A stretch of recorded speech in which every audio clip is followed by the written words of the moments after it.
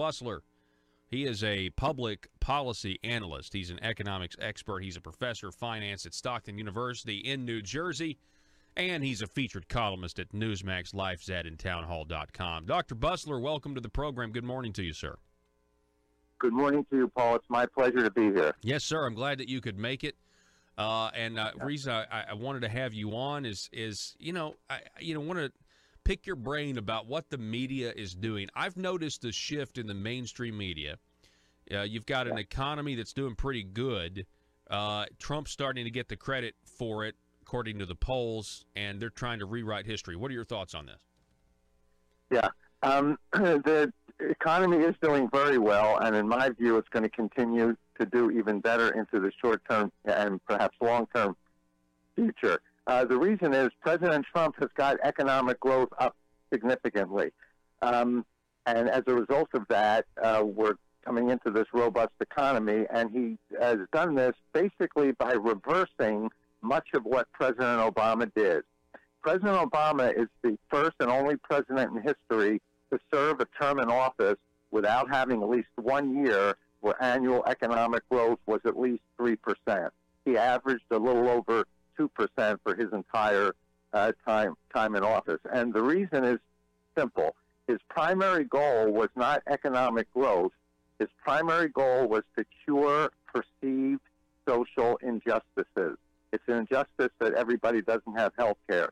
It's an injustice that CEOs make 300 or 400 times what the average employee makes. It's an injustice there's not enough food stamps to go around. It's an injustice that big business is taking advantage of consumers. So what President Obama did, all of his actions to cure those perceived social injustices ended up slowing economic growth. For instance, one of the first things he did was have the Affordable Care Act passed. That provided health care for another 6% of the population. We had 85% with health insurance before the Affordable Care Act, jumped up to 91%, so it helped about 6% of the population. The problem is it tended to slow economic growth, and the reasons are simple. There were 23 new or raised taxes in the Affordable Care Act. So what that did was reduce consumption, disposable income and consumption for consumers, tended to slow economic growth. The Affordable Care Act also required that employers provide health insurance for all employees or face a $3,000 fine. That added to the cost of labor, again, tended to slow economic growth. President Obama also, with the President Bush passed tax cuts in 2001. They were going to last for 10 years. They expired in 2011. President Obama extended them for everybody except the upper class. The upper class, the highest tax bracket, had their taxes raised by 10%. Well, that reduced the amount of investment capital that the higher income earners could put back into the economy. By reducing the amount of capital, we have a capital-intensive economy. By reducing the amount of capital going in, that tended to slow economic growth. Then President Obama put in thousands of regulations that he felt would help consumers, and they ended up making it harder for business to expand, and that tended to slow economic growth. One thing he did was convince Congress to pass the Dodd-Frank bill. Now, President Obama felt that much of the financial crisis was caused by what he called predatory lending, which means banks made loans to people who really can't afford it. So he passed Dodd-Frank, which eliminated predatory lending, but it also almost eliminated most other lending. Well, if banks are not lending money, monetary policy is not going to be effective. So that tended to slow economic growth. So what happened? President Trump gets into office. The first thing he can do on his own through executive orders would be to reverse a lot of these counterproductive.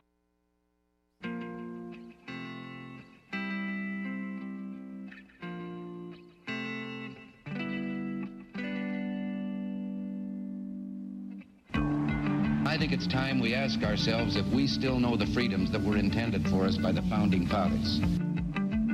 They seem to be in full-scale retreat from spending cuts and are talking about raising people's taxes again. And I have only one thing to say to the tax increasers. Go ahead, make my day. If we lose freedom here, there's no place to escape to. This is the last stand on earth. Those who would trade our freedom for security have embarked on this downward course. Whether we believe in our capacity for self-government or whether we abandon the American Revolution and confess that a little intellectual elite in a far distant capital can plan our lives for us better than we can plan them ourselves. Conduit News Radio with Paul Harrell is on now. It was a big night last night. Primaries across the country. We'll get into just a little bit of that. Also, some new developments when it comes to this Bruce Orr testimony before Congress yesterday behind closed doors. That's very interesting. Welcome to the program. You have found the intersection of conservative ideas and reality. We're building a liberty machine here. We want you to be a part of that. One of the ways you can do so is to call us, 870-275-9799. You can also text that number. Also, sound off, facebook.com/Conduit News. Go to the YouTube page as well. Subscribe. Click the little bell to receive notifications when we're live. And you'll get our other smaller videos or breaking news videos. For example, the one that's really taken off is the dash cam footage of Kirby Ward, or the body cam footage of the Kirby Ward confrontation with the police where they took his gun. The big news yesterday is he was found not guilty and he got his gun back. Big news last week, not yesterday, but last week. That was huge news, and that's up at conduitnews.com. But we also have got that Bob Ballinger clip that has certainly made the rounds as well. People are viewing that because that's a sitting state representative who is saying that no one in Little Rock is benefiting from being down there. That comment, it yielded, warranted. It got what it deserved. Laughter and some boos, or just people were outraged by that comment because it showed a disconnect from reality, and we've talked about that. I think it's ridiculous. Matter of fact, there's a video up at conduitnews.com right now that kind of highlights my thoughts on the whole situation. You can go check that out. Now, folks, on the Bob Ballinger situation and what happened at the Political Animals Club in Northwest Arkansas on Friday, a debate over Issue 1. There is a piece up, an editorial in the Northwest Arkansas Democrat Gazette. I'm going to cover this at 7:05 today. The headline is "The Sound of Silence," and the Northwest Arkansas Democrat Gazette editorial, I don't know who wrote it, but the editorial collective of the Northwest Arkansas Democrat Gazette, they admonished the audience just like Bob Ballinger did, and they said that the audience should have remained silent when I'm not kidding. They said that the audience should have remained silent when Bob Ballinger made the claim that no one in Little Rock is benefiting from being down there. Wait until you read this. If you want to get a head start on me, again, it's called The Sound of Silence. It came out yesterday on the 28th. And it is, anyway, they say, basically, they say booing is unacceptable. Folks, it wasn't intentional. When I boo, because they mentioned a football game here, you boo at bad calls at football games, you don't boo. When we boo at football games, we are booing intentionally. We are intentionally trying to cause a ruckus. We are intentionally. This was involuntary groans, boos, and sighs because they couldn't believe someone who is in elected office would say something that is provably, it is so provably false. Anyway, so I'll talk more about that at 7. Coming up at the bottom of this hour, we'll be talking with Mr. Dan Borum from the Patriots Fact 746. I know that it's going to be a great conversation because it always is.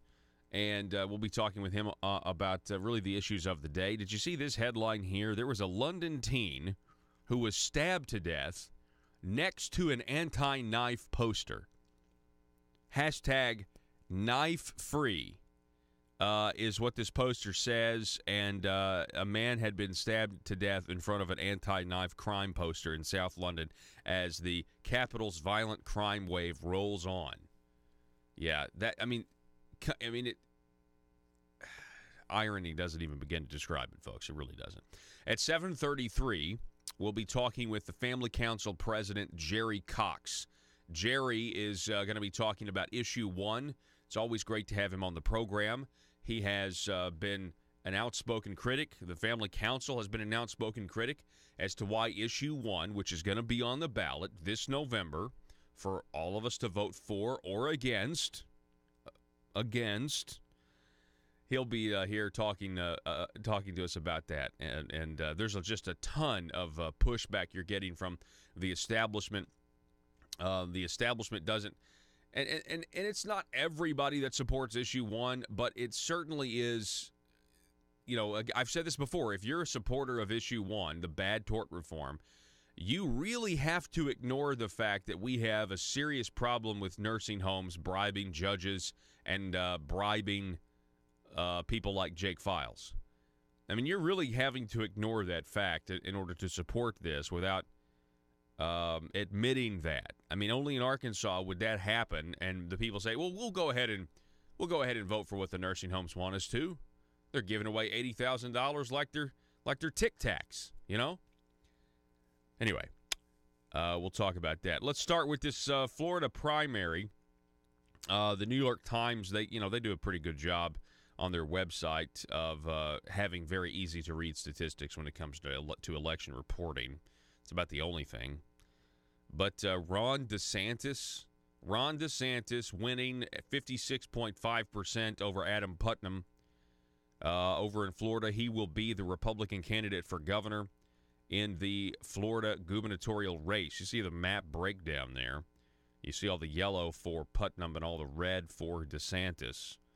That western edge of the panhandle there coming in big for DeSantis.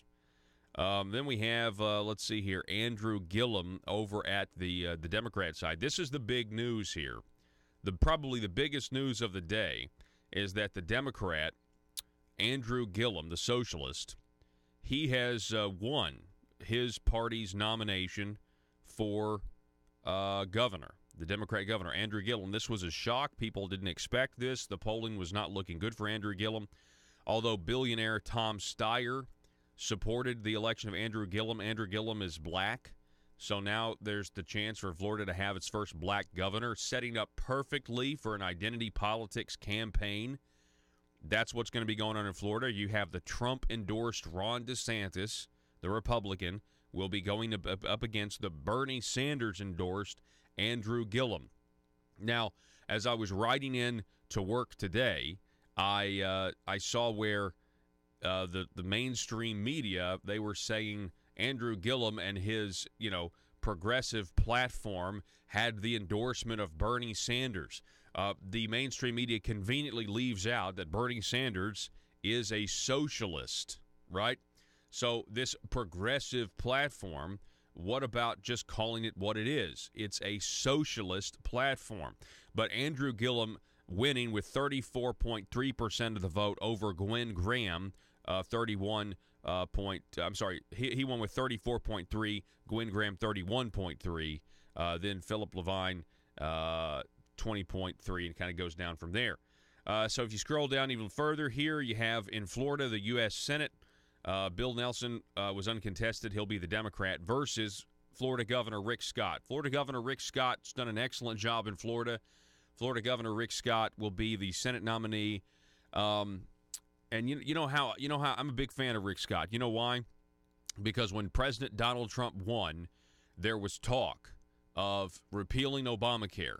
And Governor Rick Scott was at a governor's conference along with our governor, Asa Hutchinson, and he knew. And he said the empire is going to strike back. When we go to repeal Obamacare, anybody whose wallet is going to get lighter is going to strike back, is not going to be for it. And I thought that was really an interesting statement because he knew that it needed to be repealed, but he knew that there's just so much money and interest. And, here in Arkansas, for example, if Obamacare were to go away, completely go away, then Blue Cross Blue Shield would lose $2 billion a year of taxpayer money.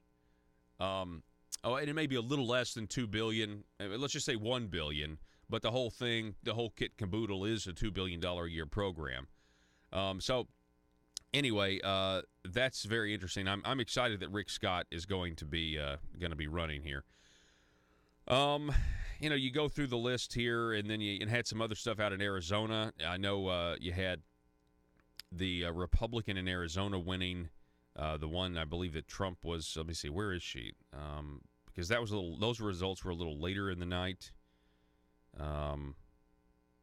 Anyway, we'll have to get those numbers because they're not, for some reason, not coming up. Oh, this is all Florida. Okay, that's why I'm on the wrong page.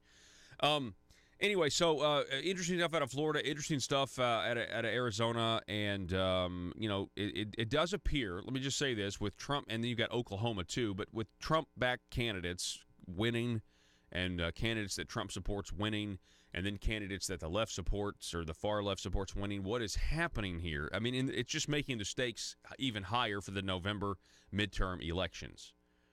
It's making the stakes higher. I'm kind of excited about it. I think the turnout among Republicans is going to be, well, for example, in Florida, there were more Republicans that came out and voted than Democrats in the primary. Did you know that? I think the enthusiasm among Republicans, generally the enthusiasm when your party is in control in a midterm election, when your party has the White House, the enthusiasm levels are going to be down. I think that's going to be different. Just like the whole concept of Donald Trump winning Pennsylvania was outside the box. No one ever thought that was going to happen.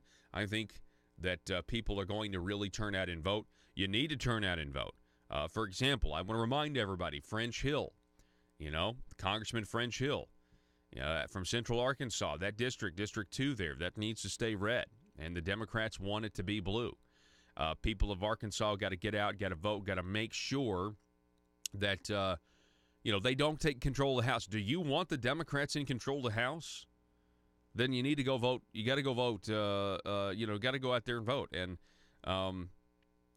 I can't imagine a situation.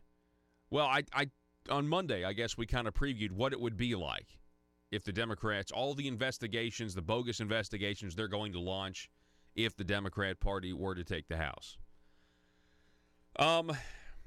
Big news yesterday. Do you guys listen to Sarah Carter at all? Sarah Carter, I'm sure you've seen her on Fox News. She goes on Hannity probably at least once a week to talk about this really investigation into the investigators.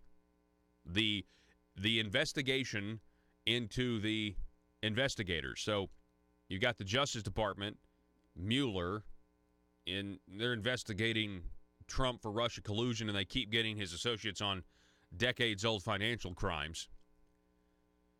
And then you have what happened with Peter Strzok, Lisa Page. You had that Inspector General's report. There's probably still more to come with all of this stuff. Bruce Orr testified yesterday behind closed doors to Congress. And the news, according to Sarah Carter over at her website, sarahcarter.com, that the FBI knew about bias before getting a FISA on Carter Page. Scrolling down here, Senior Justice Department official Bruce Orr testified Tuesday that prior to obtaining the Foreign Intelligence Surveillance Act warrant on short-term Trump campaign volunteer Carter Page, the FBI was aware that former British spy and anti-Trump dossier author Christopher Steele was biased against then-candidate Trump. He also stated that the FBI knew that his wife, Nellie Orr, was working for Fusion GPS, the now-embattled research firm, which was hired by the Hillary Clinton campaign and the DNC to compile the dossier with Steele. Let me translate that for you. Hillary Clinton paid for a FISA warrant. Hillary Clinton and the Democratic Party paid for a FISA warrant to spy on the Trump campaign. Do you guys remember when Donald Trump, new to his presidency, said that Trump Tower was wired or was tapped, his phones were tapped, and everybody in the mainstream media made fun of him? They called him crazy, they called him incompetent, and then we found out that was in fact true. I mean, it wasn't an actual tap, but it was. Well, I mean, we know that our intelligence agencies have the ability to sweep up everything, okay? Hello, I mean, broadcasting to an NSA server near you right now, right? This is all being captured in some way. This, according to congressional sources with direct knowledge of Orr's closed-door deposition. This is according to sources who were in the room yesterday. Sarah Carter goes on. Orr stated during his hours-long testimony that the FBI failed to disclose this pertinent information to the nation's secret Foreign Intelligence Surveillance Court when it sought an application to spy on Page. The FBI also failed to disclose that when it sought the application, it was using senior Justice Department official Bruce Orr as a cutout for a source the Bureau had terminated, meaning Christopher Steele, right? Orr had also communicated with senior members of the FBI, including former Deputy Director Andrew McCabe, FBI Attorney Lisa Page, former FBI Special Agent Peter Strzok at the Bureau, but stated that his superiors at the Justice Department were not aware that he was being used as a source for the FBI's investigation into the Trump campaign, according to sources who spoke to Sarah Carter. When it comes to the dossier, the hours of testimony from Bruce Orr only further confirm how wrong the FBI operated, according to Congressman Jim Jordan, a Republican from Ohio. Jordan would not give details on the testimony, but stated that Orr's deposition was a necessary part of the investigation and getting to the truth. Go read this morning. It's a pretty big bombshell, as well as the new allegations that the FBI leaks fake stories to the media and then uses the subsequent press reports to get FISA warrants on people. I'll tell you about that when we come back. We got to take a break. This is Conduit News Radio. Don't go anywhere. Back in a moment.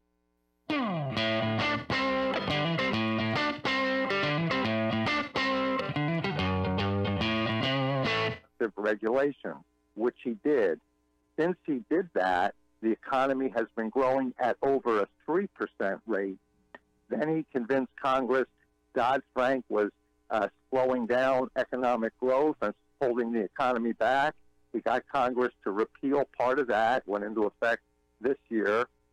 He also said, look, if we really want to get growth increased, let's take a look at what past presidents have done. So he looked at what Reagan did in 1981, 82, and he looked what Kennedy and Johnson did at 63, 64, and he said, look, in both instances, they reduced taxes for all Americans, all the way up and down, middle class, upper class, everybody.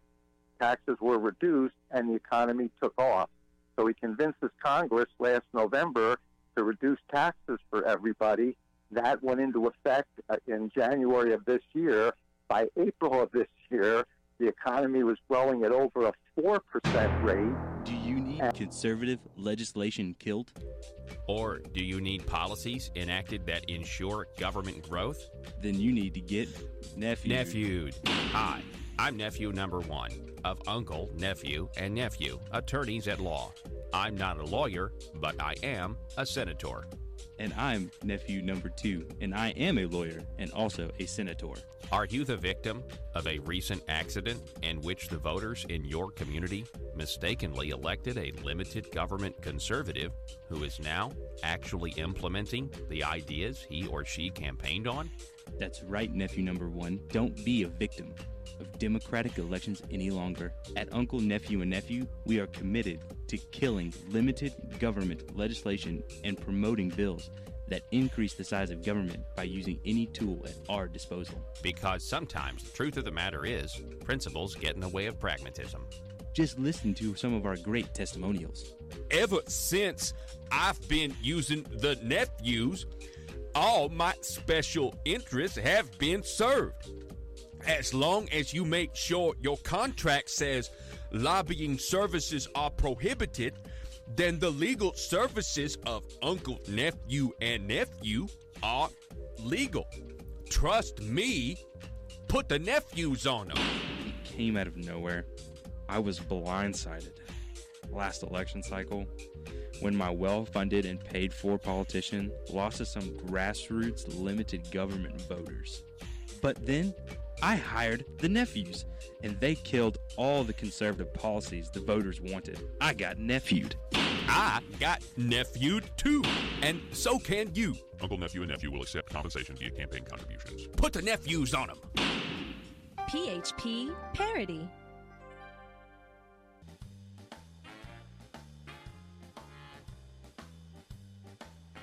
Exposing the truth and everything the Marble Palace establishment keep trying to cover up.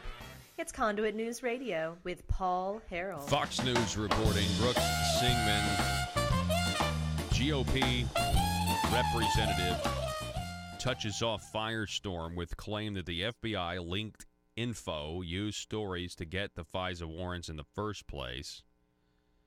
A Republican congressman touched off a firestorm Tuesday after claiming on Twitter that his office had information suggesting the FBI leaked information to the press and used the resulting articles to help obtain surveillance warrants. We've learned new information suggesting our suspicions are true. FBI DOJ have previously leaked info to the press and then used those same press stories as a separate source to justify FISA's. House Freedom Caucus Chairman Mark Meadows tweeted overnight.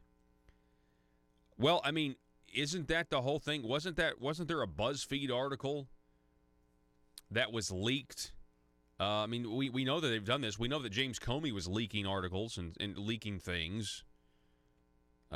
We've learned new information suggesting our suspicions. Unreal. Tomorrow's Bruce Orr interview is even more critical. He said the claim stemmed in part. Listen to this. The claim stemmed in part from FBI intelligence analyst Jonathan Moffa's Friday testimony behind closed doors before the House Judiciary and Oversight Committees. But what exactly Moffa told the committee is a matter of dispute. A source with knowledge of the testimony initially told Fox News that Moffa said FBI personnel would use media reports based on information they leaked to justify applications for FISA Intelligence Surveillance Act warrants, echoing Meadows. The source said Moffa, who worked with controversial former FBI officials Peter Strzok and Lisa Page, acknowledged this had been a practice in the past. But an FBI official pushed back. Well, who is it? What FBI official? An FBI official pushed back, telling Fox News the initial claims about Moffa's testimony were incorrect. The source later clarified that Moffa testified the FBI routinely uses media material to corroborate their work, including FISA materials, but, quote, never said directly we utilize FBI leaks for FISAs. The source maintained, however, that the FBI has a culture of leaking for their own gain and uses media reports to support their work. There's quite a bit of evidence raising concerns that the FBI engages in this without Moffa saying it. Okay, so you have a congressman coming to that conclusion, then you have a source. Anyway, it's pretty fascinating stuff if this is in fact true. I think we all suspect that it's true because we have the texts. We need an insurance policy.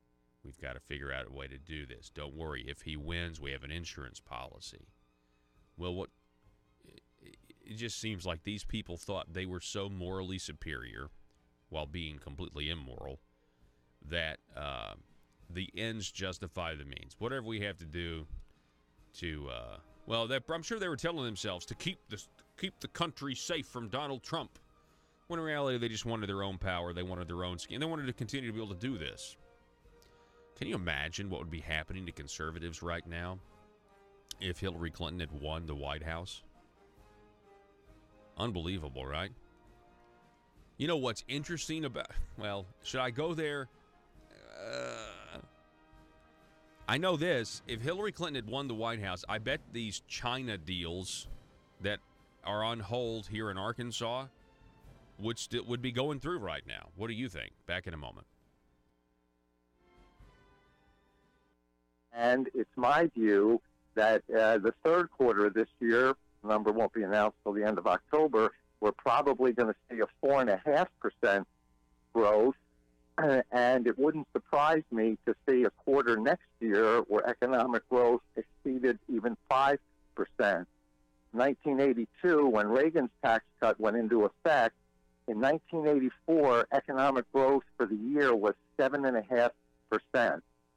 So the growth that we're getting now and the robust economy is all due to President Trump essentially reversing much of what President Obama did, putting government out of the way of business, letting business go in the marketplace and pursue opportunities.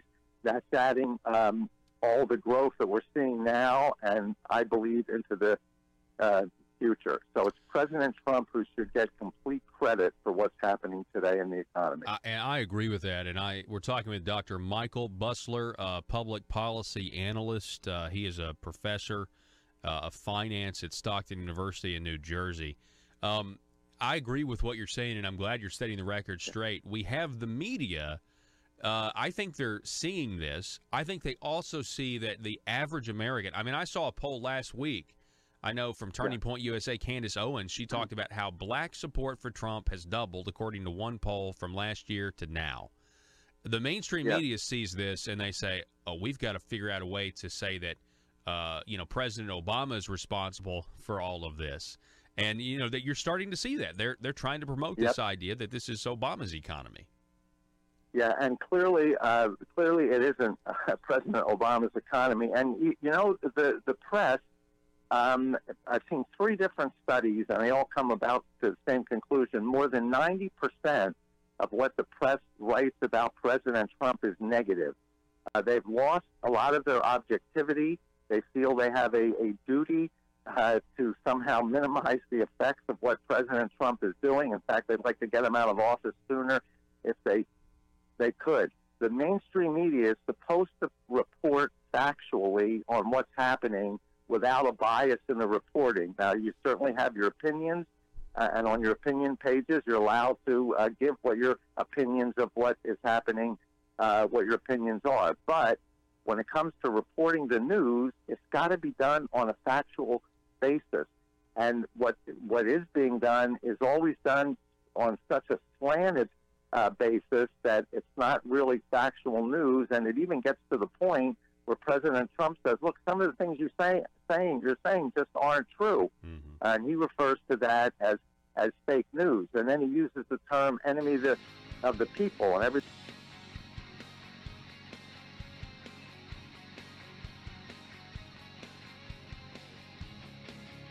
The intersection of conservative ideas and reality.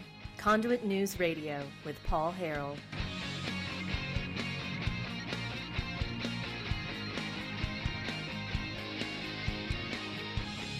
All right, so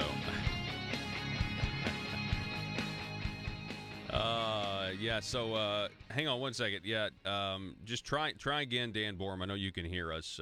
Just having a little trouble getting him on the phone, but we're ready for you now, Dan. So just give us a call. Hang on, let me say this. Try again. Interesting stuff here.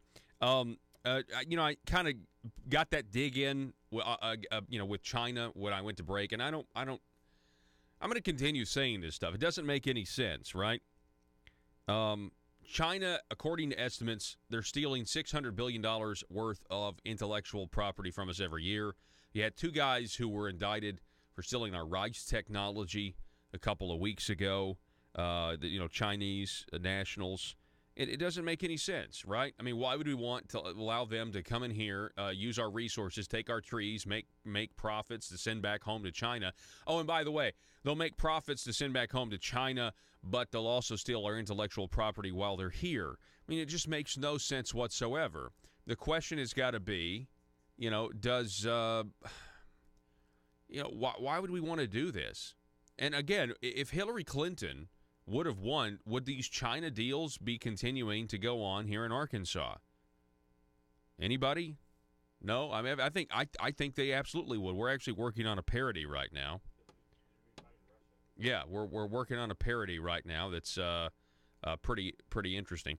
Yeah, let me see here. Hang on a second. I'm going to tell you about the parody. Maybe try to call Dan, Joe, if you can. See what happens there, so we can get him on. We can talk a little bit about Patriots of Act 746 and everything else. So the parody. Oh, really? Our phone lines are out. Huh. Well, that's interesting. Okay. Well, okay, that's the problem then. Our phone line is not working at all. So, okay. Well, we'll make somebody aware of that, and hopefully we can get that going, and we can figure that out. So anyway, our let me tell you about this parody though that we're working on. Okay. So, and I'm going to go ahead and tell you it, even though it's probably going to drop, sometime in the next couple of weeks. It's pretty simple. I envisioned a format where we do our ASA News, the Parrot. You guys remember we've got a couple of these where it's the fake broadcast. This is ASA News, the Parrot, and then you cut to a special press conference where you have a representative from the Chinese government thanking Arkansas for using their taxpayer money to subsidize communist Chinese businesses. But, of course, it's all in Chinese. And then, of course, you have, like you hear the translator that's always like, it's always a hushed voice. And, and he's just starting to translate the stuff that Vladimir Putin is saying, or that a Chinese, I guess Vladimir Putin's on my mind because of this happened during the Helsinki summit most recently, right? It was, you had the translators going, and boy, what is actually going to be said is that's what's going to be the funny part. I think we have a line in there, if you build it, jobs will come, but not. It'll be more like, instead of the field of dreams, we're going to take your field of dreams, fields of capitalism, and turn them into fields of communism. So that's where we're going with this. Hey, I want to remind you, regardless of whether or not we get to talk to Dan today or maybe later in the week because our phones are down for some reason, that this segment is brought to you by the Patriots of Act 746. They are on a mission. They are on a mission to educate the people of Arkansas about your Second Amendment rights, about your gun rights here in Arkansas. The concept of constitutional carry, meaning you can carry a weapon with concealed or open without a permit in the state of Arkansas. Essentially, the crime of carrying a weapon or the possession of a weapon has been decriminalized. The burden of proof on the state is really, really high right now, and we've got to really rally together. They're talking about red flag laws. They're talking about all this stuff. We've got to rally together and make sure they don't touch our Second Amendment rights here in Arkansas, that they don't touch our Arkansas constitutional rights to protect ourselves. We're talking about the human right of self-defense, and everybody wants to do these red flag laws because it's now the new thing. It's a foot in the door for the left. They're saying, well, I can't believe you wouldn't be for reasonable, as long as due process. Well, folks, we have due process now. I mean, if you can't commit somebody to a mental institution against their will, okay, then you can take their guns, right? You've committed somebody because there's all of the evidence in the world. There are ways to do that, right? And the fact is, I don't trust this. I mean, we saw this with Kirby Ward. Let's take Kirby Ward. This guy was stopped. He was pulled over. He decided to unload his gun and put it on the dash to make the officers feel comfortable. Well, the officer up in Greenbrier, he heard the slide rack, and he thought something was bad. That's understandable. But they ended up charging him with a crime, possession of a weapon, just because Kirby Ward did something against their preferences, not because he did something illegal. Kirby Ward was found innocent of carrying a weapon last week, okay? Now, you can make the argument that if we had these dumb red flag laws, that because he did something that was against the preference of an officer, that we could, let's try to take his guns away. Now, maybe that doesn't happen in the first year after they pass their little gun control utopia bill, But eventually it's going to ensnare somebody who is just doing something that's maybe outside the norm, that's not illegal with their weapons. Think of it as the equivalent of what happened to the Stanley family, kind of an off-the-grid family, but they're doing something. They're not doing anything illegal, but yet the government targets them with their bureaucracy, with their agency tentacles, and they separate the kids, for months. I mean, this is what government does, and the fact that you're hearing some Republican legislators here in Arkansas say, well, the red flag laws are inevitable, so we might as well write them, and we'll write them the good way. Trust us, we'll write them the good way. They made the same argument with Obamacare. Obamacare is inevitable, so we've got to make lemonade out of lemons. It's ridiculous. How is it inevitable when we, as Republicans, have a massive supermajority in the House of Representatives in Little Rock and almost a supermajority in the Senate? How are red flag laws inevitable when you have such massive majorities? That doesn't make any sense. You guys are just making excuses. You're looking for excuses to go back on your word and say, well, the Second Amendment is really not about the human right to self-defense. It's about, we're going to treat it different than we treat any other amendment. We're going to treat it different than we treat the Fourth Amendment. You need a permit in order to be secure in your papers and effects. I mean, it's just getting to the point where I'm just so sick and tired of the state increasing and our rights decreasing. I don't know about you. I'm sick and tired of it. You should check it out, though. It's the Patriots of Act 746. It's up at Facebook.com. That's the Patriots of Act 746. You just search for them, and they're a closed group. And you ask to become a member, but they are doing an amazing amount of work. They meet all across the state. You've heard them on the program multiple times. Matter of fact, every time they come on this program, their membership goes up. I mean, people are searching them out. They want to know what their rights are, and they're doing a great job. The telephone number, you could still text the number. If you want to text us, our phone lines are down, but we can still take texts, believe it or not. 870-275-9799. We're going to try to get the phones up and going here and figure out what's going on, figure out what's wrong here. But in the meantime, let's take a break. Let's reset. We got more news to get to. The tax task force, we're going to cover that coming up. They have approved their final report. Let's actually get into the meat and potatoes of what they're proposing, what they're not proposing. We'll do that when we come back. Don't go anywhere. Russellville-based firearms manufacturer Omega are making clones of the most notable German firearms in the world. These delayed rotor lock firearms have been and are currently used by law enforcement and military worldwide. At Omega, they manufacture their guns right here in Arkansas and produce the best reproduction in the marketplace that comes with a complete 5-year warranty. At Omega, they take firearm manufacturing seriously and offer discounts to active and retired law enforcement. Whether you're using Omega firearms to defend the public, defend your family, or for target practice, Omega has your back. For pricing, go to omega-guns.com. That's omega-guns.com. If you're like me, you believe that small business is the heart of Arkansas's economic engine, and it should be viewed that way by the politicians in Little Rock. Conduit for Commerce also believes, like you and I believe, policies that achieve less regulation and lower taxation help small business in Arkansas thrive. Other policies like small, constitutionally consistent government and reducing citizen dependency on government keeps it from growing and expanding its influence on our daily lives. Conduit for Commerce works every day to educate the general public and legislators on these important priorities in the name of Arkansas small business. By the way, contributions to Conduit for Commerce are tax deductible. Log on now to conduitforcommerce.org and click on Contact Us on the right side of the page. That's conduitforcommerce.org. Go there now and learn the facts on protecting small business in Arkansas.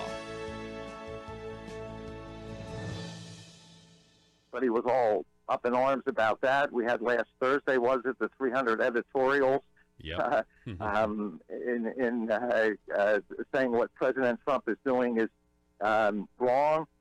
The mainstream media has got to start reporting things factually. If they're providing inaccurate information to the voters and the voters are making decisions based on inaccurate information, you end up causing chaos with democracy. That's what the Russians are trying to do.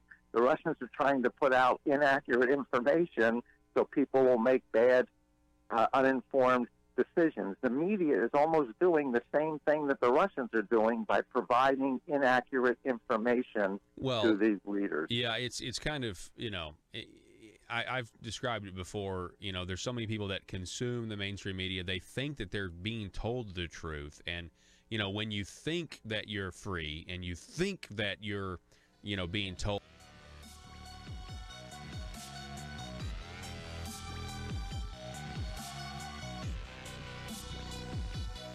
Need your daily news fix? Don't forget to tune in to Conduit News Radio with Paul Harrell. Yeah, so we're remedying our technical difficulties. Phones are rebooting, so hopefully it'll be up and going for our Jerry Cox interview with the Family Council president coming up here at 7:33. All right, so let's get to this Conduit News article. Final report breakdown of proposals. Okay. The local sales tax caps, there's all kinds of, okay, you've got the different plans here, phases to lowering your income tax rate. But let's talk about how they're going to do this in terms of a breakdown of what is being proposed. Okay, one of the proposals, you see here we have the proposal, the tax increase or a decrease, and the revenue impact. Okay, so sometimes it's not available, sometimes it's unknown. That's true for the first one. So one proposal is that they would tax local sales taxes. They would place caps on cities and counties on how much sales tax they could levy. Cities would be capped at 4%, and counties would be capped at 3%. Okay, that tax increase or decrease is not available, doesn't apply, and the revenue impact is unknown. Another proposal, sales tax exemption for coin-operated car washes, expanding for all car washes a new water use fee. This would be an increase because of a new fee and a decrease because it would be an exemption for all car washes instead of just coin-operated. The increase is unknown. The decrease would be a $1.8 million decrease. The net is unknown because we don't have that first number. Another proposal would be plus 2.5 repeal sales tax exemption on sales of four-wheelers and ATVs for farm use. Create new rebate system instead. This is apparently neutral. Department of Finance Administration does not give an estimate, but claims it could not have. It claims it would not have an immediate impact on state tax revenue. Another proposal: repeal the sales tax exemption for named entities, replace with broad exemption. We don't know what that's going to do. Repeal the sales tax exemption for magazine/publication subscription sales, contingent on internet sales tax passing. This would be an increase, $1.8 million. The internet sales tax, they want to do that, which would be an increase. Of course, they can now that the Supreme Court said that Arkansas sovereignty extends beyond its borders, and likewise for other states. This would be an increase of $35.4 million. I think that number's low. I'm sorry. I mean, I know online sales are still, 10% of the retail market, but still, I think that's going to be a low number. But they want to repeal the throwback rule, which would be a decrease of $24.5 million. Single sales factor apportionment would be an increase of $8.8 million. I'm going to be honest, folks. I'm going to need more information on what some of this stuff is. The net operating losses incrementally increased from 5 to 20 years. Steel manufacturers max of 10 years. This is a big deal here. Increasing the net operating loss incrementally from 5 to 20 years. This would be a decrease. Projection here of a decrease of money to the government of $16.8 million. First fiscal year of 2026, $159.5 million by fiscal year 2044 when fully implemented. Then you have the individual income tax option A, which would be a decrease of $276.5 million to the government.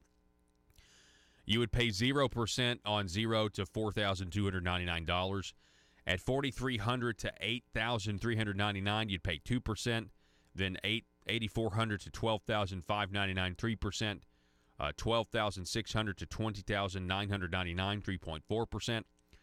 21,000 to $35,099, 5%. 35,100 to 80,000, 6%. 80,000 plus, 6.5%. Then you have a 6.5% corporate income tax cuts. Use of tax triggers to gradually reduce over time for a final top rate of 5.9%. This would be a decrease of $6.5 million initially. When it's all phased in, $38.7 million. They would repeal, now this is one proposal here, repeal capital gains tax exemption for capital gains over $10 million. That would be an increase, $4.65 million. Repeal political contribution income tax credit. That would be an increase of $759,000. Wow, repeal political contribution income tax credit. Well, that's going to make it, I'm going to maybe reverse the incentive to give to political issues and candidates, right? Create a pass-through tax entity. Allow a pass-through entity to pay Arkansas income tax directly to DFNA in the same manner a C corporation may do so. This would be neutral, new administrative costs of $500,000. They have a business inventory tax credit, a non-refundable tax credit equal to the amount of property tax the taxpayer paid on business inventory with carry forward period of 10 years. This would be a decrease up to $70.2 million. Will likely be lower as some may claim the tax credit. Franchise tax filing dates change. Move authority to DFNA, no penalty on closing a business. That would be, it says it would be an administrative cost increase, $630,000 one time, $270,000 ongoing. Again, with some of these recommendations. The state guidelines on assessing exempt property, neutral, unknown. Or some of these proposals, I should have said, not exemptions. Now, we talked about this next one. Yesterday with Dr. Busler. They want to index fuel taxes. Indexing based on inflation rates of construction costs, minimum of current year rate, max at 3% over the tax rate of the previous year. This is an increase, but the DFNA is unable to provide an estimate. But with 3% increase each year, this would be a substantial tax increase. I want you to always, also considering that we're talking about government building our roads, and I know the government contracts this out, right? I mean, I know they use companies to do this, but when the government gets involved, it is a well-known fact in business that when the government gets involved, things get a lot more expensive. Like a project that you might do personally as a company you're going to do it way cheaper, but if the government gets involved, now I don't know if it's because companies know that they can fleece the government, they can fleece the taxpayers, or maybe it's so burdensome and onerous to deal with government in general that they increase their prices. I don't know, but I think you got to understand something here. 3% increase based on inflation every year, with government road projects. I would just say whatever the inflation is for one thing, inflation for construction projects is going to be something completely different because it's always so expensive because the government, when they do a project, when they set out to accomplish a project, it's always more expensive than what the private sector can do, even though you're using private sector entities to do this. But it's all, it's all messed up. That's all I've been saying. Anyway. So we've got that video, by the way, up at conduitnews.com if you want to know more about the indexing fuel taxes to inflation and everything else. That would be a huge one. That would be a huge source of revenue from the people to the government. Let's just say that. They want a road user fee for electric and hybrid vehicles. $184 for electric vehicles and $90 for hybrid vehicles. This would be an increase, $3.9 million. That's according to an estimate from actual number of registered electric/hybrid cars. So the total tax increase for next fiscal year would be $55.3 million. The total tax decreases for next fiscal year would be up to $379.5 million, which would be a total net tax cut if all proposals were implemented in the first year. If all proposals were implemented in the first year, of $324.2 million. Now, that'd be a lot of fat the government would have to find. I mean, they'd have to cut somewhere, right? Although over $55 million in tax increases were proposed by the tax task force, their tax cuts resulted in an overall net tax reduction of $342.2 million. Now, this is only a recommendation. I can't stress that enough. It is a recommendation. It is a long, long way from going down to the end of one of those committee tables and passing it out of one committee, one chamber, another committee, another chamber, and getting the support of the executive branch. Not that you really need the support of it, because you could override Governor Asa Hutchinson's veto, or any governor in Arkansas, with another vote, just a simple majority. But let's just say that they were really quick to pass the governor's proposal as a recommendation, as well as the task forces as well. So obviously the governor is going to be integral to the process.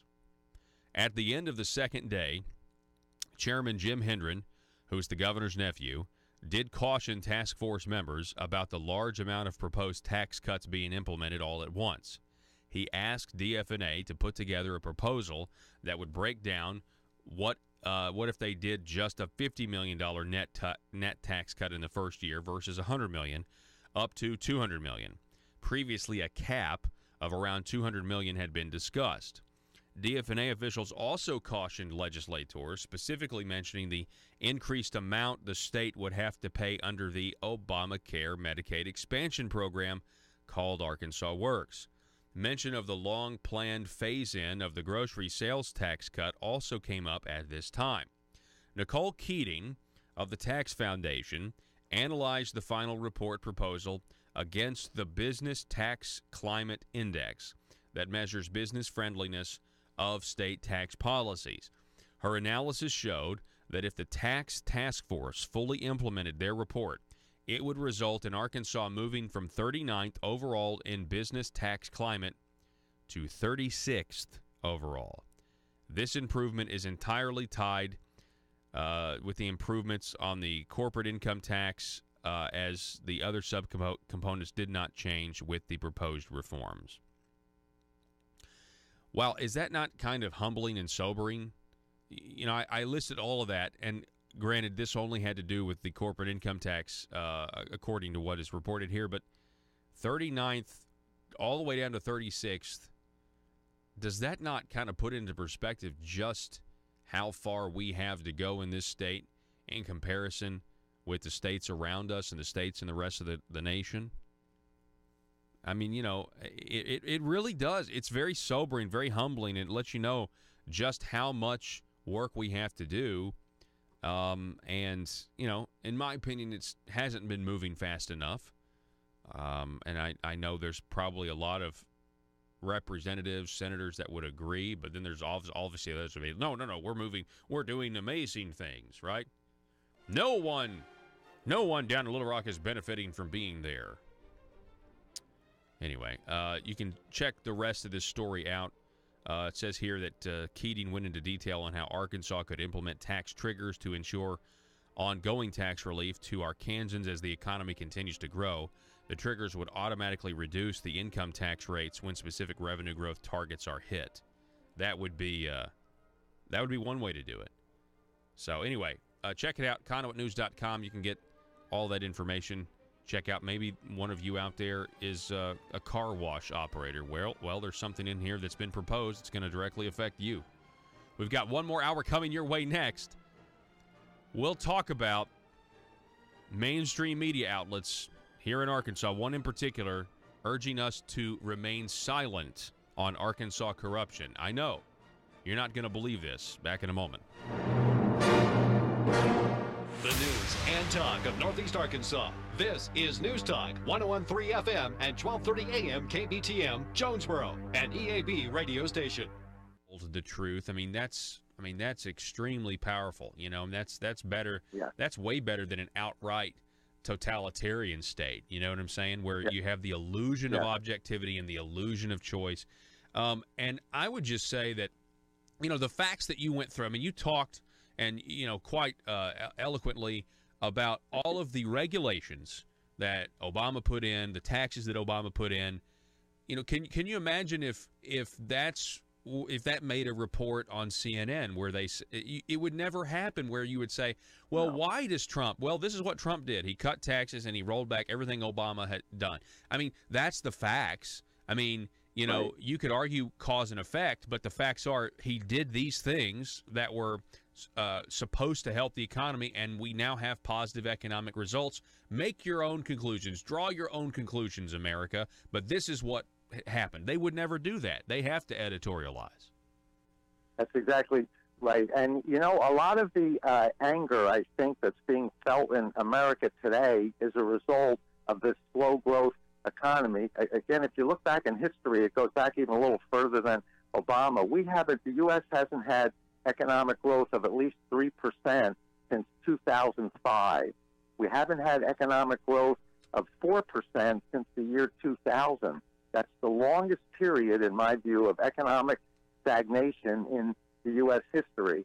President Trump is reversing this. Now, as a result of that bad economy for so long, you get a lot of frustrated Americans. For instance, college graduates for the last 10 years, and I've seen it with my students, over the last 10 years, they struggle to get one good job offer when they graduate. Many times, college graduates have taken jobs for which they're overqualified simply because there's a no-growth economy and there aren't good jobs available. So they take jobs for which they're overqualified. You don't need the college degree necessarily. So they get very frustrated with that, especially when they're carrying a lot of debt. As a result of the college grads taking those jobs, then the people without college degrees, they don't have any opportunity at all. They drop out of the labor force, become what we call discouraged workers, probably 5 or 6 million of those, and that leads to a lot of frustration, and people start blaming each other for their bad plight. Once the growth gets going as it is today, and we're already starting to see it, a lot of underemployed college graduates are now finding jobs that take advantage of their degree. That opens up jobs for people who have less than a college degree, and starting in June, those people started flocking back into the labor force, so the participation rate is starting to go up. I think that's going to get rid of a lot of the anger in America, and we can start working together rather than fighting each other all the time. We're talking with Dr. Michael Busler, public policy analyst, professor at Stockton University, and he knows what he's talking about, clearly, folks. But, Dr. Busler, I'm curious, you did mention all the stuff that Trump has done in terms of, rolling back regulations and things like this. But what is your opinion on the tariff situation? And, now we have China coming back to the table, and they're saying we will negotiate now because, our economy's not doing so hot now. I mean, that also, I think, has a lot to do with maybe some confidence. I mean, you have at least Trump saying, I know there's some debate as to how effective it is. It seems pretty effective to me. But you have a psychological confidence here where the president's going to bat for the middle class and the American worker versus President Obama that told small business owners they didn't build their business and demonized millionaires and billionaires, his entire 8 years. Talk a little bit about that. Yeah. So I'm a free market economist. You mention the word tariff or taxes, and my stomach starts to churn. I understand. President Trump wants a free and fair trade policy. His goal would be, I'm not sure he's quite going to get there, but his goal would be to have no tariffs on anything. So President Trump gets into office and he says, look, I'd like to my trading partners, we need to renegotiate these lopsided trade deals. For instance, if the European in Europe, if they build a car in Germany or Italy and sell it in the U.S., we charge them a 2.5% tariff. If an American car company makes the car company and sells it in Europe, they charge us a 10% tariff. So the result is we import a lot of their cars, which means our money flows out of the country when we pay for them. They import very few of our cars, so none of their money is flowing into our country, and we have this negative balance. I think it's time we ask ourselves if we still know the freedoms that were intended for us by the Founding Fathers. They seem to be in full-scale retreat from spending cuts and are talking about raising people's taxes again. And I have only one thing to say to the tax increasers. Go ahead, make my day. If we lose freedom here, there's no place to escape to. This is the last stand on earth. Those who would trade our freedom for security have embarked on this downward course. Whether we believe in our capacity for self-government or whether we abandon the American Revolution and confess that a little intellectual elite in a far distant capital can plan our lives for us better than we can plan them ourselves. Conduit News Radio with Paul Harrell is on now. All right, ladies and gentlemen, welcome back to the program. Thanks so much for being with us today. We really appreciate it. We can't do this program without you listening every single day. The phone number, 870-275-9799. That's 870-275-9799 if you would like to contribute to the program. You can text us there. And we're up at facebook.com/Conduit News, and we are attempting to get our phone lines back up and going. We're having some problems. We can text that, but we've got, if everything works accordingly, we'll be talking with Mr. Jerry Cox at the bottom of this hour, but I can't make any promises. But, well, I actually think I'm going to figure out a way to do this, one way or the other. Trust me. I think I'm going to figure out some way to do this. So we have that for you coming up. We're going to talk some issue 1. But I want to let's start with what Bob Ballinger said. And the reason there's been new developments on this, State Representative Bob Ballinger on issue 1 goes before the Northwest Arkansas Political Animals Club and says this. Let me say this. I am really disappointed for a profession that gets beat up as much as we do, where they, only good lawyer is a dead lawyer, right? And, all that stuff, right? For somebody who gets beat up as much as we do, for people to just beat up the legislature. My friends in the legislature are servants. They not one of them up there right now is benefiting from being in this business. They have set themselves aside.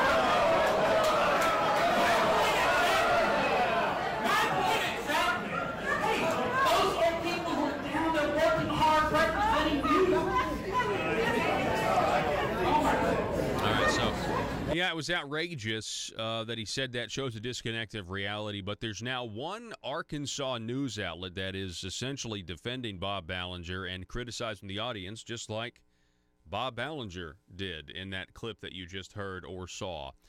The Northwest Arkansas Democrat-Gazette came out with an opinion editorial. Don't know specifically who wrote it. It's an opinion editorial, and it is in the Arkansas Democrat-Gazette, right? This isn't yet NWA. The headline here, "The Sound of Silence," and it goes, and I'm just going to read this to you because you got to hear this. I think this is incredible in light of the corruption, that we're hearing every single day almost, or monthly at least. This is unbelievable that they did this. They write, "We've got plenty of ways to show our displeasure with our fellow man, some more appropriate than others. Circumstances matter. Booing is acceptable at certain events. Think sports. Think bad calls, such as any time a Razorback is called for holding. But booing a participant at an assembly as volunteers exchange views on a ballot measure? What would Mama say?" Well, first of all, that's not what happened. He wasn't viewed for expressing his opinions on a ballot measure. He answered the question on the ballot measure and then turned his criticism towards Arkansans in the audience for beating up on legislators. That's what actually happened at the event, Okay, that's number one. If you go back and listen to the audio, no one booed him over his opinion on issue 1. They booed and laughed because it was an involuntary reaction because he said something so ridiculous that people in Little Rock are not benefiting from being in Little Rock. That's the story here. This is called spin. That is what this is. 100% spin. Somebody trying to protect or obscure what actually happened at that meeting. State Representative Bob Ballinger, they write, of Berryville, stood before the Political Animals Club of Northwest Arkansas on Friday. He was one of 2 speakers who addressed the crowd of about 200 concerning tort reform, and he spoke in defense of issue 1 on the November ballot. Speaking opposite of him was former Arkansas Supreme Court Justice Paul Danielson. Both spoke for 10 minutes on their positions and then took questions from the audience. And here's where things got rowdy. Justice Danielson, while speaking, had referred to issue 1 as a bait and switch and questioned how trustworthy lawmakers could be. Well, yeah, but if you go read the Conduit news piece, he was comparing it to issue 3 of 2014, where convicted felon John Woods tricked the entire state, where they got more money out of this and ended up staying in office longer. So it was a bait and switch. There is legitimate reason to not trust our politicians. Corruption aside, legislative sleight of hand is a real thing, and it is done against the people. And there is recent proof of this.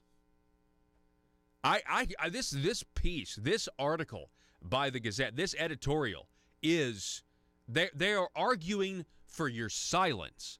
The sound of silence is the title of this. They want you to be silent in the face of corruption, even though what Bob Ballinger said, it was an involuntary reaction. You know how somebody says something and you just guffaw, you just laugh because it's involuntary. It's not intentional. This audience wasn't rowdy until somebody said something that exposed himself for being completely disconnected from reality. This piece goes on. So Bob Ballinger addressed that while also answering a question from the audience, of which a good chunk were attorneys and members of the Arkansas Bar Association. Stop. There were attorneys there, but there was a good chunk of other people there supporting issue 1, according to reports that I have received, by the way, of somebody at the event. He made the point that lawmakers who put forth this ballot measure were everymen trying to do right by voters and not corrupt politicians seeking to rewrite judiciary rules. At that, many in the audience started booing the lawmaker. What? Did you listen to what we just said? That's not at all. He made the point lawmakers who put forth this ballot were everymen. No, he didn't. He did not. He said, let me play it for you again. Joe, play it for again so we can hear this. Let me say this. I am really disappointed for a profession that gets beat up as much as we do, where they, only good lawyer's a dead lawyer, right? And, all that stuff, right? For somebody who gets beat up as much as we do, for people to just beat up the legislature. My friends in the legislature are servants. They not one of them up there right now is benefiting from being in this business. They have Stop. That's what really happened.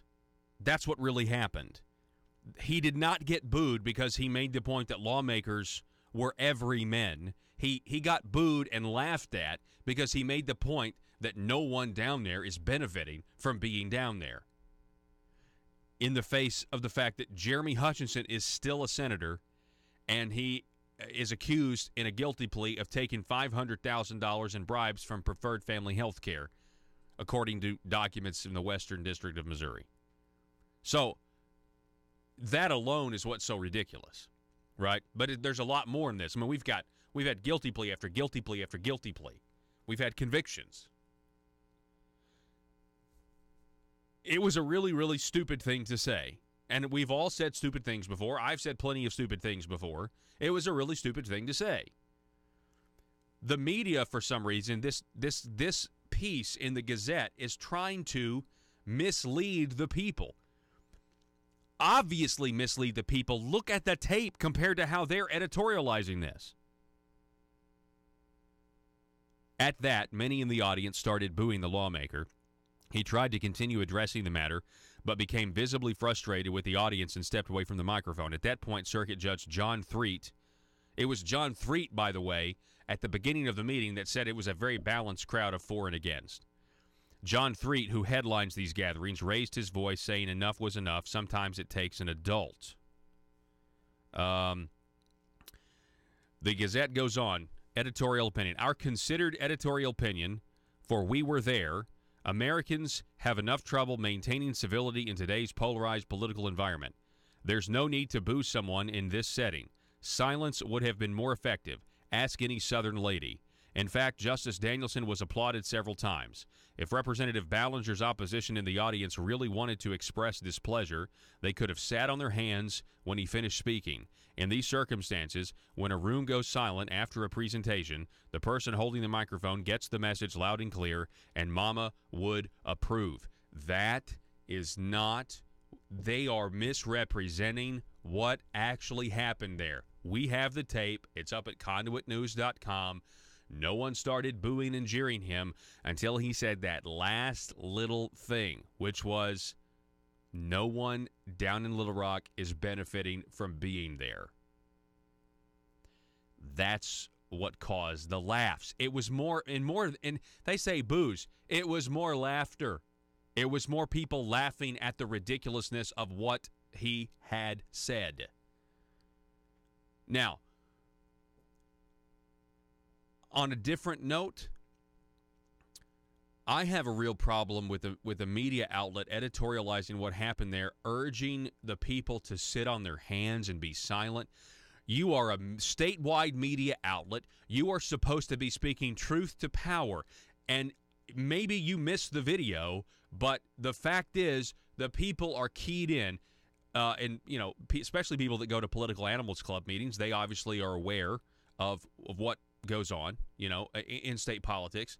You're asking them to sit on their hands when somebody is asking you to ignore the corruption? And that's what Bob Ballinger did here. No one here is benefiting from being down there. That's ridiculous. Don't try to cover up what's going on. And that's what really could be seen as you are ignoring how bad the environment is down there. And the people are educated enough to not ignore it. And then the Gazette writes an editorial saying, you know what, you just need to ignore the corruption going on down there. We've had enough ignorance. We have had enough of this. Everybody down there who's a politician, for the most part, knows who was on the take.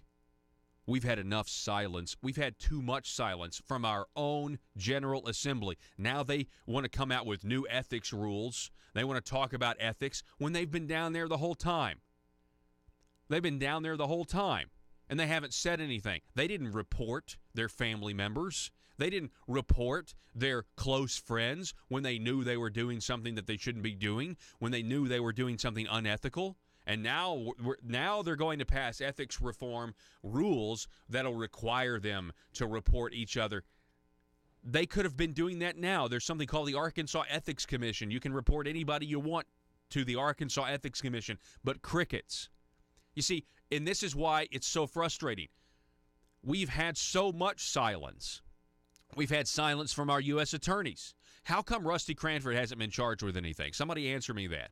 He's been charged by Missouri. We wouldn't know anything about $500,000 alleged in bribes to Senator Jeremy Hutchinson if it wasn't for the prosecutors in another state, in Missouri. We wouldn't know anything about this. How come Rusty Cranford hasn't been charged in Arkansas? There's plenty of evidence out there that he should be charged. We have had enough silence, and the Gazette, after what he said is saying the audience should have sat on their hands. And you know what? That's really number one. The honest point I want to make here is he said something so ridiculous, so outside of mainstream opinion of those who follow politics, you couldn't help but laugh, right? It was a joke almost, right? You ever try to not laugh when a comedian is telling you a joke or whatever? You know how involuntary your laughter is when you are watching a comedian that you like or something like that? Or YouTube has those try not to laugh videos where it's just funny clip after funny clip, and they're challenging you to watch this and not laugh, right? This one of those try not to laugh videos. Yeah. One of the ones that got me one time was, all those celebrities. It's terrible. I probably don't need to. It was about all the mass shootings, but it had the Emperor from from Star Wars, and he said the Jedi Temple. It was just thrown in there, spliced into all the celebrities, and you couldn't help but laugh at that one. Anyway, the point is, that's really what this was. And you know what? It kind of gives me a little faith that the people of Arkansas are getting it. When you try to make a statement like that, and it really shows you the, well, you know what? Politicians complain, well, it's there's a division between me and the people. It's us versus them. That's not because the people change. It's because you are the one that have changed. You're the one that's different. You're the one that has a distorted view of reality. It's like the Marble Palace is another dimension. It really is. And you guys get down there and you think that you have a grasp on reality, and then you come out of the bubble and you open your mouth to your constituents, and it's obvious you don't have a grasp of reality. That's what's obvious. Are our phone lines back up? It looks like our phone lines are back up, and that's a good thing. We got to take a break. You're listening to Conduit News Radio. Back in just a moment.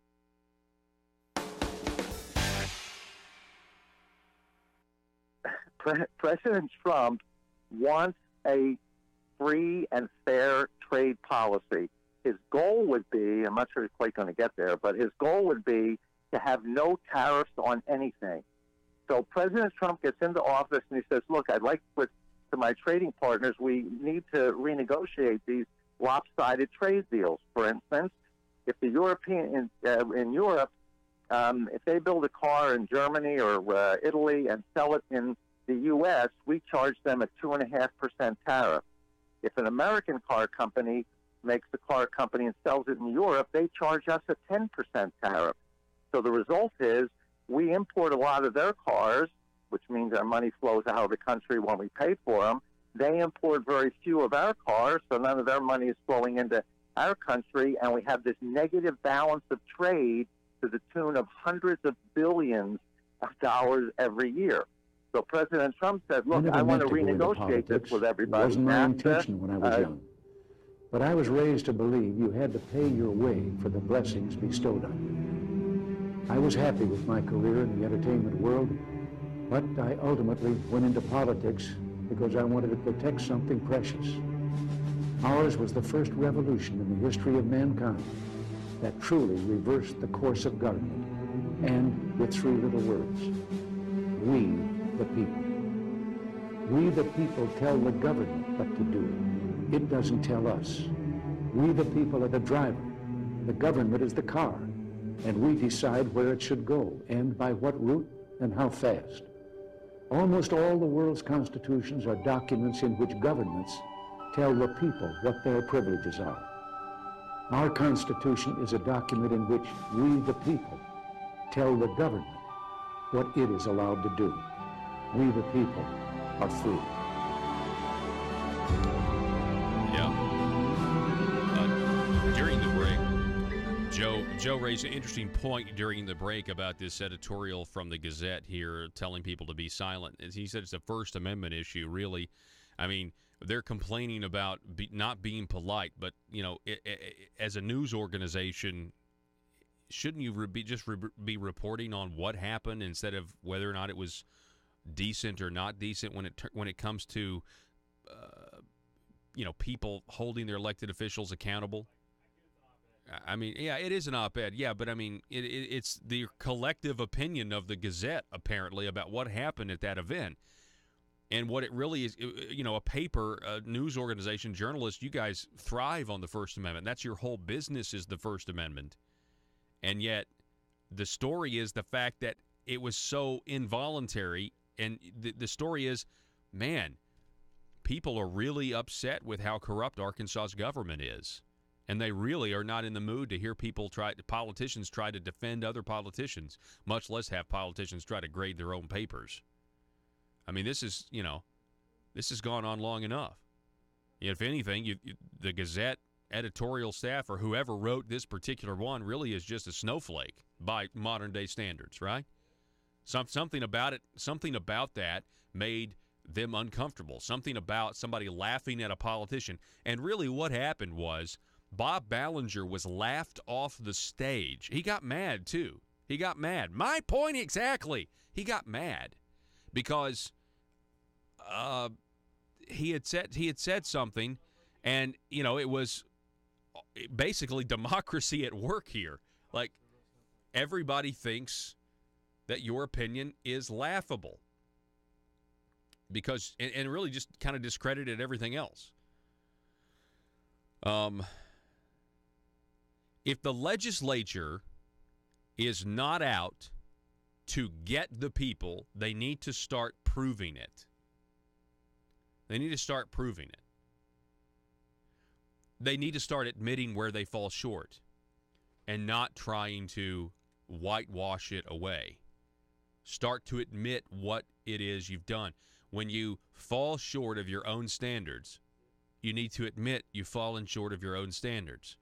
Because if you deny it and everybody else knows that you did, but you continue to deny it, and you continue, and here's the thing, when you still continue to win, which is what has happened as of late, they still continue to win, so then they think, well, it really doesn't matter if we don't meet our own standards, and we don't call ourselves out, and we don't police ourselves, if you will, to what we had said, try to hold ourselves accountable, try to have a discipline. Folks, eventually the people aren't going to listen to anything you have to say, even if you're right. Even if it comes down to it and you're actually right in the future on some big issue. You've lost so much credibility because you haven't held yourself accountable to your own standards, and the hypocrisy is so blatant it becomes nauseating. Then when you're actually right, no one is going to care. And we saw this recently nationally or internationally in Ireland when the Catholic Church tried to stop Ireland from voting for abortion, voting for murder and death of the most innocent in this world. The Catholic Church has no credibility because they've been covering up pedophilia. They've been laundering priests into rehabilitation back into these, parishes or whatever, or what is it called? Well, the one article said ministry, but is it really ministry? Diocese. And so, so the people of Ireland, you guys aren't even policing yourselves, and you want us to not vote for abortion? That's exactly why Ireland voted for abortion, and now it's legal in abortion, and it was illegal. Because they rejected the Catholic Church because they are hypocrites. Folks, what happened in Pennsylvania, if you don't know what has happened with the Catholic Church in Pennsylvania, you must go read about it with caution. I mean, 70 years of cover-ups, and it goes all the way to the Vatican. The prosecutor Shapiro, the Attorney General Shapiro, out of Pennsylvania is saying, yes, the Vatican knew. Yes, the Vatican covered this up. This is huge.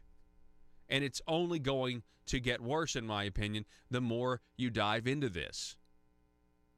What happens when you don't police yourself and hold yourself to the standard you broadcast to everybody else?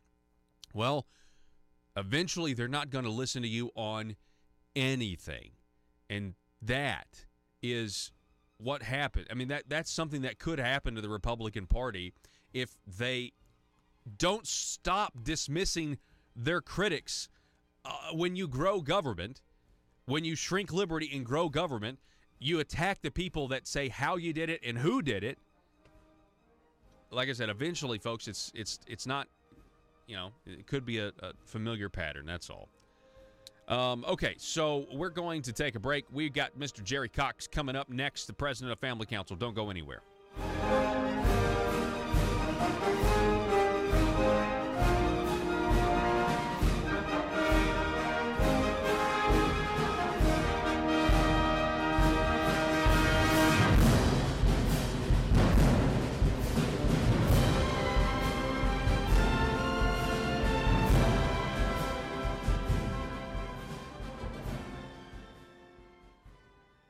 similarly lopsided toward our trading partners. I want to renegotiate this.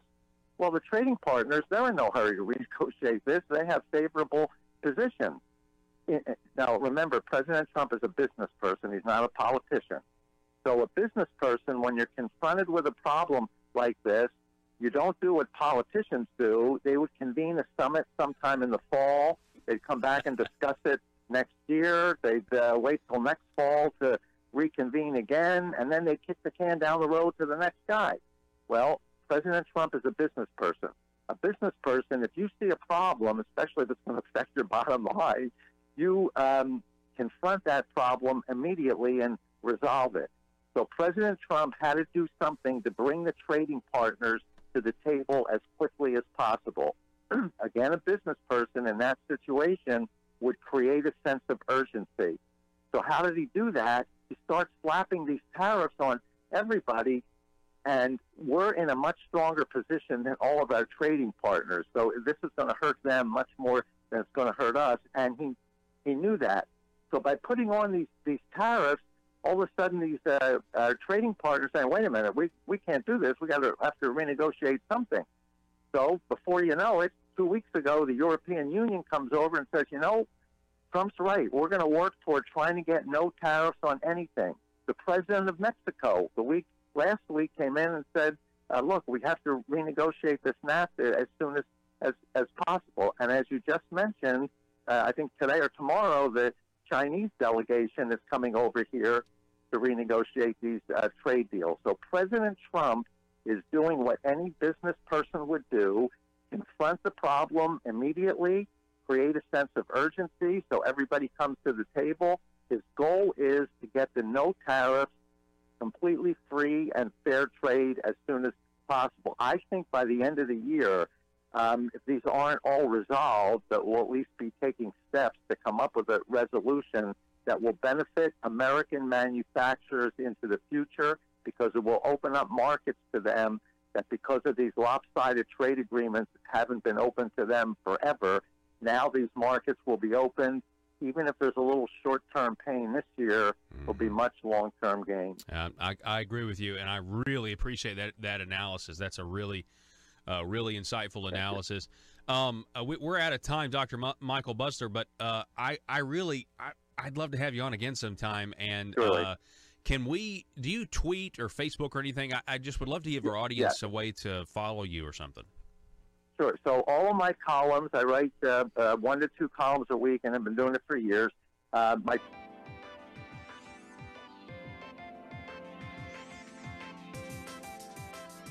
Conduit News Radio with Paul Harrell is building a liberty machine. Find out more at conduitnews.com. All right, ladies and gentlemen, welcome back to the program. We've got the president of the Family Council. We got Mr. Jerry Cox on the line. Jerry, it's always great to have you on, sir. Hey, Paul, it's always a pleasure to be on your show. Thanks for inviting me. Yes, sir. So I wanted to have you on. First of all, let's talk a little issue one. You did some events recently, or you have some events coming up where you've been educating people, giving a presentation about why issue one, the bad tort reform bill, is bad and people need to vote against it. Well, that's right. We've been traveling around the state, doing some meetings, primarily with pastors, because this is a moral issue, Paul, because it affects how the poor, the disadvantaged, disabled people, children, the elderly are going to be treated if they're injured and have to go to court to try to collect any kind of damages or anything like that from a big, powerful corporation. And so we've been out talking to pastors, and we have been very well received. The meeting here in Little Rock, we had people standing up and saying amen and applauding and so forth. And so they get it. They get it when you start talking about justice for the poor. And that's what issue one compromised. The other side says that if issue one passes, special interest will be severely weakened in this state. What's your response? Well, it's the special interests that have gone out here and pushed issue one to begin with. They were the ones walking the halls of the state capitol in 2017, persuading lawmakers to refer this awful measure out to the people of Arkansas for a vote. And so it's kind of a bait and switch, really, is what it is. They're saying, oh, this is going to save your local hospital, and it's going to bring doctors to your rural community. And that is simply not true. What this measure does is it shields bad nursing homes, understaffed hospitals, reckless trucking companies, big corporations from lawsuits. They don't want to get sued even when they do wrong. And the people that are going to be left on the short end of the stick are just average citizens, but especially it's going to be folks without an income, like the elderly, like little children, like the disabled, even stay-at-home moms, because what they're doing is they're capping the only kind of damages that some of these people are going to be able to collect. And so it's a bad deal for the poor, especially. You were against this, I mean, back in 2017, weren't you? I mean, you lobbied against this in 2017. Hey, Paul, yeah. I was against this back in 2003. I was against this 15 years ago. And people have somehow acted like, oh, what's happened? You know, why is Family Council out here on this issue? Well, they weren't around back in 2003 when we fought the nursing homes on this very same thing. And that effort was repelled at the state capitol, thankfully, partly because of some really sensible Republicans that were out there. And now I see a number of my Republican friends embracing this. And I would urge people to read Issue 1. People have asked me, why are you against this? You know, and they're for it. And I say, have you read it? No, I haven't read it. I'm just for tort reform. I'm Republican, and all Republicans are for tort reform. No. Republicans are for what's best for the people. At least that's what they better be for. And so Issue 1 is a bad deal. It's almost like a bright, shiny car pulled up here with a really horrible engine in it, and nobody's bothering to lift the hood and look under there and see what's there. But when you do, you're going to agree with me and realize that this is shielding bad nursing homes, bad hospitals, bad trucking companies. It's shielding the bad actors from accountability when they hurt somebody or, heaven forbid, cause a death. There was a piece written by the Associated Press, Andrew DeMillo, a couple of weeks ago that highlighted the divide between Republicans in the Family Council. State Representative Bob Ballinger, he's for Issue 1, and he said that Family Council's involvement here, I'm paraphrasing, hurts the pro-life movement. What did he mean by that, in your opinion? Well, I don't know what Representative Ballinger meant by that, but let me elaborate on that just a little bit. I was talking yesterday to the leader of one of the pregnancy centers up in northwest Arkansas, and she's helping girls with unplanned pregnancies. And we both agreed that this is an extension of the Respect Human Life effort, because we don't want to disrespect the lives of people that don't have a lobbyist walking the halls of our Capitol. And those are people that are disabled, that people that are in our nursing homes, little children. They don't have a lobbyist walking the halls of the Capitol. And so I want their lives to be just as respected as the rich and the powerful. And what Issue 1 does, it tilts the scales of justice in the direction of the powerful and away from these other people out here who don't have a lobby. And so somebody has to speak up. We speak up for the unborn because they can't speak for themselves. I'm speaking up for these people because they don't have high-paid lobbyists out there whispering in the ears of lawmakers. I see this mission like you, Jerry. I mean, I see it as consistent with being pro-life from conception to natural death. I also see the fact of, I don't like frivolous lawsuits, but I also understand that lawsuits, when somebody has damaged you or done something bad to you, making big companies pay out will incentivize them to not let it happen again to somebody else. And that's what's at stake here. Yeah, our civil justice system is set up in such a way that if somebody harms you or a member of your family in such a way that it's not a crime, then that's the only avenue that you have left, is to file a lawsuit and try to collect some kind of damages. For example, it's not a crime for a crane operator to accidentally drop a big steel beam on a school bus going by and cause the injury or death of a bunch of children. There's no law that says you can't drop something or you can't have an accident. But if you've been negligent in such a way, maybe they knew the cable was frayed and they went ahead and used it anyway, or whatever it is, then there's that civil justice system to hold people accountable. And so what this does is it shields those corporations, those companies, those businesses from that accountability. And so we all know the stories of shocking tires, exploding gas tanks, and all that. It's more profitable to build shoddy tires and put them on cars. The reason people don't do that is because they're scared they're going to get sued really badly. Mm-hmm. Issue 1 shields those people from that kind of accountability. So I believe they're going to keep on making the shoddy tires because it's more profitable. And so it has to do with all of these injury kind of situations that are out there. But let me say something about the frivolous lawsuit. Issue 1 does nothing to limit frivolous lawsuits.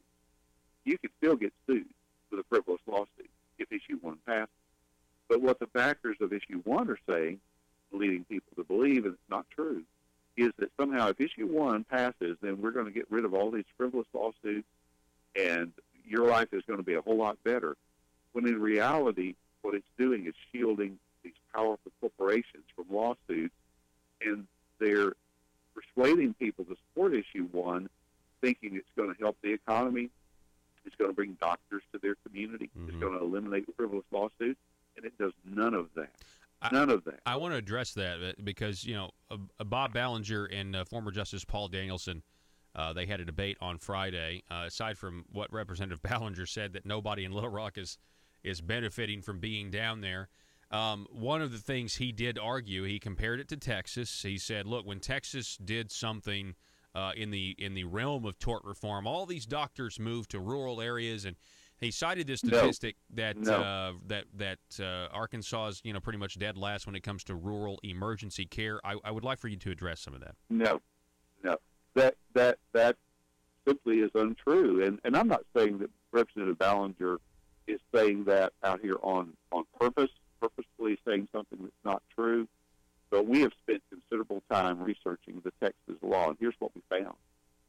Yes, there was an increase in the number of doctors in Texas after tort reform passed in the 12 years since they passed it. However, the population of Texas went up more or just about the same amount as the number of doctors. And so when your population grows, you're naturally going to have an increase of doctors and lawyers and jewelers and accountants and all those things. But it wasn't because tort reform. It was because Texas had an increase in their economy. Now, let me address rural doctors in Texas. There's a lower percentage of rural doctors in Texas now than there was before they passed tort reform. Wow. So they're more underserved in their rural communities with doctors in Texas now than they were before they passed tort reform. Arkansas has more primary care physicians per capita than Texas does right now. And don't let them tell you that Issue 1 is just like the Texas law. It is not like the Texas law. It goes way farther than the Texas law. The Texas law dealt with medical malpractice. That's the main thing it dealt with. Issue 1 deals with every kind of injury lawsuit that you can dream up. It's civil rights claims. It's environmental claims. It's product liability. It's any kind of insurance fraud, banking fraud, any of those kind of things where you have to go to court and try to collect damages. The scales of justice are going to be tilted in favor of the person you're trying to get damages from or get justice. And so that's something that's not true when they come out here and say this is No, it's not. Wow. And I know it's not because we have spent weeks researching that. And what's more, it's not like the laws in the states around us. Because states like Tennessee, for example, you can break the cap on non-economic damages. That's a big deal. And we haven't even talked about the ability of the legislature to restrict evidence. Issue 1 lets the legislature, of all people, pass laws that decide what kind of evidence can be admitted into court if you get hurt. And I watched the nursing homes try this stunt back in 2003, where they went out there to the legislature and tried to get their own tort reform measure passed, and they were trying to get state inspection reports eliminated from evidence if they get sued. And so, to me, the hidden dagger in issue 1 is the ability of the legislature to decide what evidence is admitted. Because, listen, if you don't have evidence, you don't have a case. Mm-hmm. And so they can dry up your day in court to get justice just by deciding, hey, you can't talk about that. You can't bring that evidence into court. And you know who's going to be whispering in the ears of those lawmakers? It's going to be the nursing home lobbyists. Yep. It's going to be the Chamber of Commerce. It's going to be all of these special interest groups that pushed issue 1. They're going to be out there saying, well, don't let that be admitted into court because somebody might win the lawsuit if they did. And that they're brings going to change me the rules of the game. Yeah, and Jerry, that brings me to my last question here. I mean, because the optics of this, I don't understand how people who are supporting issue 1 can do so without first explaining that you're supporting it in the wake of a judge saying that they accepted a bribe. Only in Arkansas can you have a bribee and not have a briber, because we still don't have any justice on who actually bribed Maggio, but he admitted to taking a bribe to lower a judgment. Right. And we have $80,000 being transferred to Jake Files' company after he filed what is really issue 1's predecessor, which was another tort reform attempt that failed. Right. So how do they support this, without at first explaining this, what appears to be, pay-to-play corruption?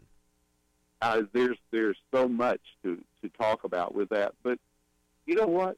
Even if that didn't exist, issue 1 would still be really bad. Because, again, what it does, it allows the special interests to write the rules of evidence when it comes to injury lawsuits. And you're going to see huge shielding of these big corporations. Why do you think? Why else would the Chamber of Commerce, the Poultry Federation, the Trucking Association, all these groups out there, the nursing homes, why else would they be for that, other than the fact they don't want to be sued and have to pay average citizens when they hurt somebody? And if they wanted to do responsible tort reform, for the record, let me say, there is good tort reform out there. But none of it, hardly any of it, is found in issue 1. And so they could have offered something responsible. We advocated SJR 13 along with Representative Gazaway and others. And we wouldn't even be having this discussion if the legislature had agreed to something more reasonable. But they dug their heels in because they had the advantage, and they just bulldozed this thing through the legislature and sent it out to the people. And now they're going to try to tell you that if you don't vote for this, you're going to lose your local hospital. Let me tell you, Arkansas has only seen 4 hospitals close in the last 12 years. Only 4. All the states around us that have all this wonderful so-called medical malpractice and all this reform, they've seen lots and lots of hospitals close. Texas has had a whole bunch of rural hospitals closed. And you may hear people say, oh, well, there's a report out of Texas how good tort reform is. That was written for the Heritage Foundation by the lawmaker who sponsored the Texas tort reform measure back years ago. He quoted himself as the source in that report. And so that's how warped a bunch of the so-called research out here is on it. But I looked at a University of Texas study that said tort reform hasn't lived up to any of the promises that it made in Texas. Mm-hmm. And so it's just, I hate to call it a bait and switch, but that's the best thing I can think about it right now. Yeah. No, I think or it the is. best, or the most accurate thing I can say about it. Well, Jerry Cox, it's always great to have you on, sir. I appreciate you. I appreciate you being willing to stand up when it's tough, when it's difficult, because you're an example to everybody else out there, and I thank you for the work that you're doing and standing up for everybody from our most vulnerable to our elderly, those who can't speak for themselves, and I really appreciate it, sir. Thank you so much for coming on. Well, thank you so much. I'm glad to be on. All righty. Jerry Cox, everybody, president of the Family Council. Go to familycouncil.org for more information. And we're going to take a break. Good morning to you. This is Conduit News Radio. Back in a moment.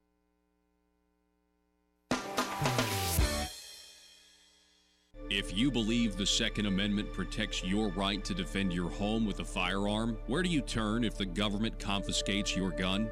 To the courthouse. The Founding Fathers created your Seventh Amendment right to a civil jury to protect your freedoms. The courthouse is where you fight the overreaching hand of government. And the Brad Hendricks Law Firm is where the fight starts. Call the Brad Hendricks Law Firm at 501-221-0444. The Brad Hendricks Law Firm in Little Rock, standing ready using the Seventh Amendment to protect your Second Amendment rights.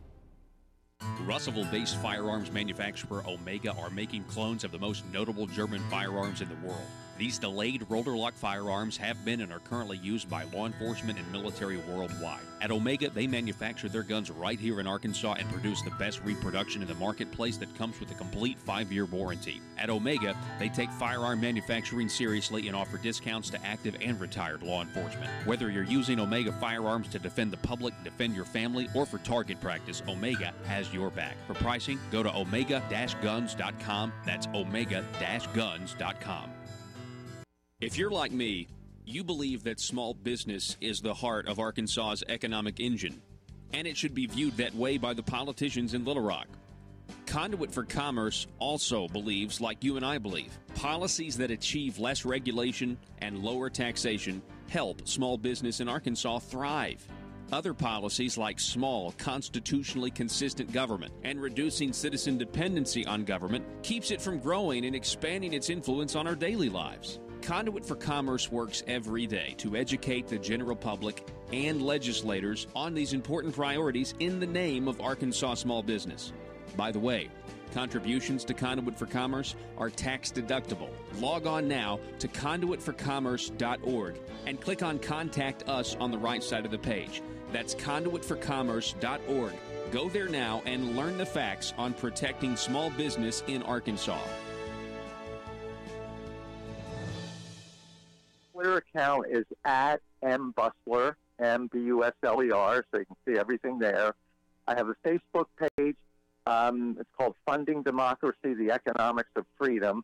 So it's facebook.com/Funding Democracy, or if you just go to Facebook and search Funding Democracy, it'll come up there. If you follow me, you'll be able to see everything that I write. I appreciate that. All right, so on Twitter, that's at M, as in Michael, at M yep. Busler, B-U-S-L-E-R.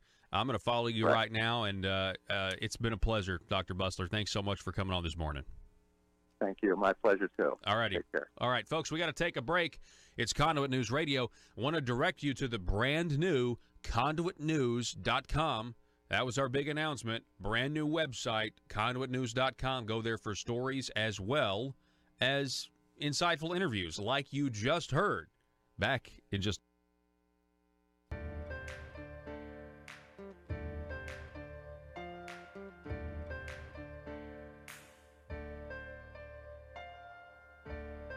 Bringing you your daily dose of truth.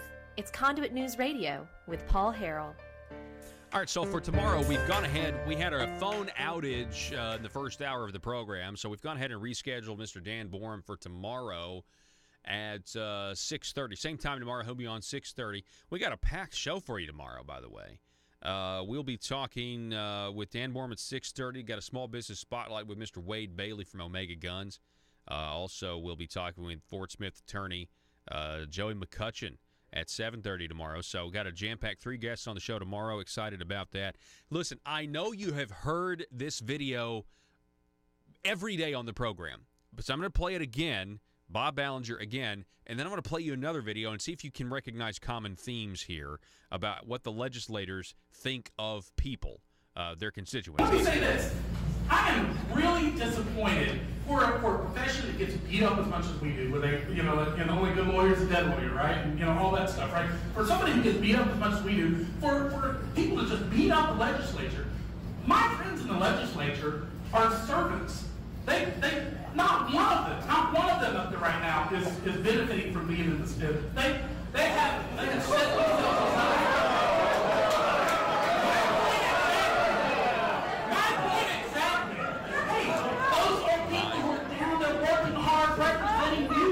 My point exactly. All right, so he gets laughed off the stage. Here's a flashback. To, I guess, October of last year. Here is State Representative Jana De La Rosa explaining to the Benton County Republican Committee why she doesn't show up to meetings sometimes because she feels that it's adversarial. Listen. I have a question for them. I got a question for everybody in this room. And I'm going to be ugly for just a second here because I'm tired of it. I hear this all the time, and I'm tired of hearing it. This is the Republican Committee, and you guys are after your own elected officials. We're in this room, and we're being put down. We're being told we're not being accountable. We're being told that we're not conservative enough. We're not Republican enough. We're in this room with you. If you want to know what my voting record is, I'm right here. You don't have to go look at their scorecard for their interpretation of it. I'm right here, 479-236-3060. It's all over the place. It's my phone number.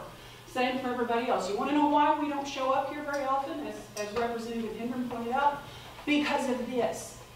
Because when we walk in this room, half of you are nodding your heads going, yeah, those elected officials, they're not acting right. They're not acting right. Well, you're talking about us. Would you show up to a meeting where half the people in the room were against you? Not all of you. A lot of you are very supportive of the Republican Party, and you follow the goals of getting Republicans in power, and you don't expect 100% agreement with absolutely every single thing. You can't get 100% agreement with everybody in this room. Won't happen. Every one of you thinks you're the perfect conservative, and you're going to disagree on stuff. That's the way it happens. My point is, you can feel the tension in this room, can you not? I can. No. Well, I can. And I know some of the other legislators can too. It's very uncomfortable. It's very divisive. And it starts when that group comes in. If you want to know what will happen in Benton County if you start listening to this kind of thing, go look at Washington County. Go look at what happened in Washington County. That's enough evidence right there. Washington County is great. We read $8,000 meetings for members. We are wonderful. I know people that have come in and said this place is nuts and walked right back out.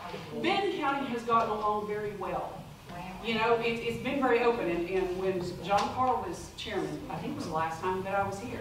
Very welcoming, very nice, and I'm just saying, it's not feeling like that anymore, and I'm most disturbed because I saw so many heads nodding when they were saying, we need to get our elected officials back. We need to primary them. We need to, all this kind of stuff. Nobody said that. How many legislators in this room have had primary? Yes or no? Vote. Yes or no. That's truth. Who said that? Who said that? But that's what they do. Okay. But no, who said it? Who said the was primary? You haven't been here to observe us anyhow. You don't come to our meetings.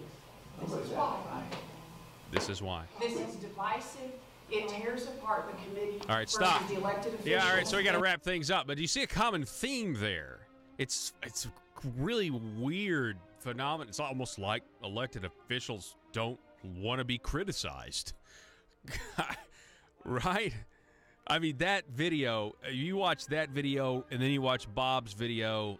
My goodness. Anyway, it's up at the Conduit News YouTube page right now. Go to our YouTube page, Conduit News, and hit the subscribe button and click the little bell for notifications. We will see you tomorrow. Got a jam-packed show, and we appreciate you starting your morning with us. Arkansas, be safe.